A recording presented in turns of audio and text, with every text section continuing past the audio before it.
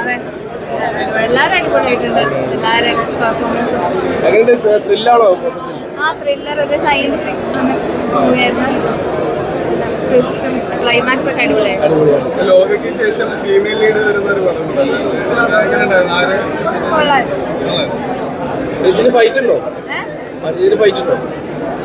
Fight അങ്ങനെ സൂപ്പറായിരുന്നു, അടിപൊളിയായിരുന്നു, ഒന്നും പറയാനില്ല. ഞാൻ എക്സ്പെക്ട് ചെയ്തില്ല ഇത്രയൊന്നും. എൻ്റെ ജേർണറിലുള്ള ഇങ്ങനത്തെ ഒരു ടൈപ്പ് ഓഫ് മൂവി ഞാൻ കാണുന്ന ഒരാളല്ല. പക്ഷെ ഇത് ഭയങ്കര ഒരു ക്ലൈമാക്സ് ഒക്കെ ഞാൻ ഭയങ്കര അൺഎക്സ്പെക്റ്റഡ് ആയിരുന്നു. ഞാൻ ഓരോ മൊമെന്റ് കാണുമ്പോഴും ഇങ്ങനെയാണോ എന്ന് ഭയങ്കര എക്സൈറ്റഡ് ആയിട്ടാണ് കണ്ടോണ്ടിരുന്നത്.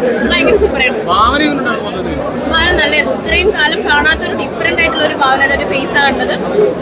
റെയ്മാൻ സെക്കൻഡ് ഹാഫിൽ ചെയ്തിട്ടുണ്ട്. ഫസ്റ്റ് ഹാഫിലെ ഭാവനയും മോർ ദാൻ എ ഫിലിം ഇത് സയന്റിഫിക് കോൺസെപ്റ്റാണ് ഡീൽ ചെയ്യുന്നത്. അതായത് ലൈഫ് ആഫ്റ്റർ ഡെത്ത് എന്ന് പറയും. ഇക്വേസ്റ്റ് ഡെത്താണ് അനോമി എന്ന് പറയുന്നത്. മരിച്ചതിന് ശേഷം നമ്മുടെ കോൺഷ്യസ്നസ് നിൽക്കുന്ന കാര്യമാണ്. അത് ഏത് ബന്ധപ്പെട്ട് റിലേറ്റ് ചെയ്യാം.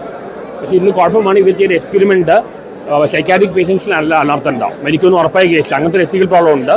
ഇല്ലെങ്കിൽ ഒരു മെഡിക്കൽ ക്രൈം ഇൻവെസ്റ്റിഗേറ്ററാണ്. എല്ലാം കൊണ്ട് നല്ല മൂവിയാണ്.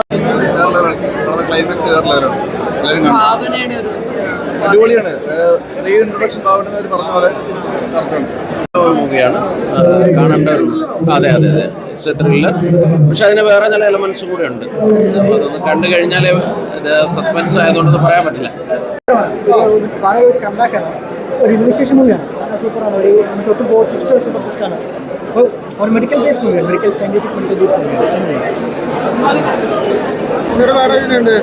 പടം സൂപ്പറാണ് മോനെ. സൂപ്പർ പടം. ഒരു ഇൻവെസ്റ്റിഗേഷൻ ത്രില്ലർ എന്ന് പറഞ്ഞാൽ ഇങ്ങനെ ഇരിക്കണം. അതാണ് അതിൻ്റെ ഒരു മൂഡ്. കാരണം ആ പടം പോയിരിക്കുന്ന വഴികളൊന്നും ഒരു കാണികൾക്ക് എക്സ്പെക്റ്റ് ചെയ്യാൻ പറ്റാത്ത സാധനങ്ങളാണ്. ഡൈവേർട്ട്.